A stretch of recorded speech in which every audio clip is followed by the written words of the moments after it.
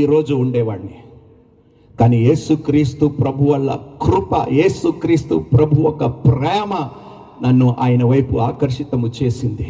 ఎప్పుడైతే ఆయన వైపు తిరిగానో ఆయన అన్నాడు, నేను నిన్ను క్షమించినట్టుగా, ప్రేమించినట్టుగా ఇతరులు కూడా క్షమించి ప్రేమించి వారిని కూడా నా వైపు నడిపించు అన్నాడు.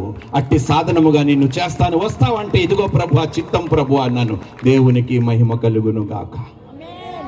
అమ్మా, నేను నటించటానికి, టైంపాస్ చేయటానికి క్రైస్తవుడుగా మారలేదు.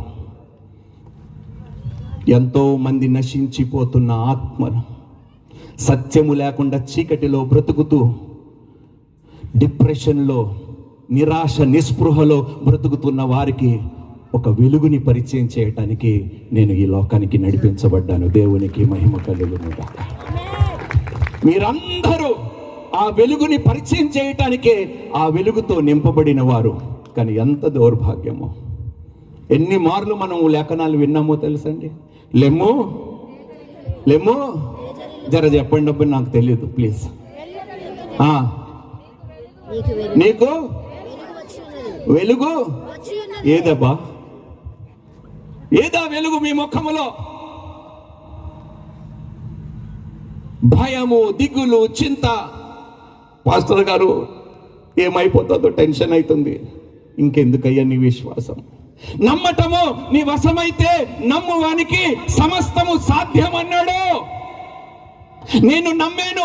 దేవుడు అన్నాడు, ఆ పాపిష్టి సొమ్ముని విడిచిపెడితే నేను నిన్ను పోషిస్తానన్నాడు. ఇప్పుడు దాకా పోషిస్తూనే ఉన్నాడు. దేవునికి మహిమ కలుగును గాక.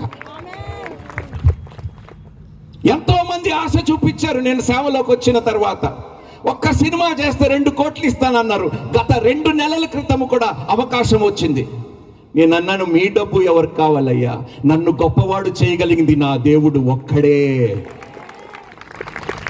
మీరెవరయ్యా నాకు డబ్బులు ఇచ్చేది? మీరెవరయ్యా నన్ను గొప్పవారు చేయగలిగింది? ఆయన మిమ్మల్ని పుట్టించకపోతే మీరు ఏ పాటి వారు? మీరు ఎవరు? మరలా జన్మలో ఫోన్ చేయరు వాళ్ళు నాకు. ఒక్కసారి నిలబడి చూడండి అమ్మా దేవుని కోసం, తెగించేయండి అమ్మా దేవుని కోసం. దేవుడు భూమి ఆకాశములు నీ కోసం తలక్రిందలుగా చేస్తాడు. హల్లెలూయా. దేవుడు నీ పక్షం ఉండగా, గట్టిగా చెప్పండి, గట్టిగా.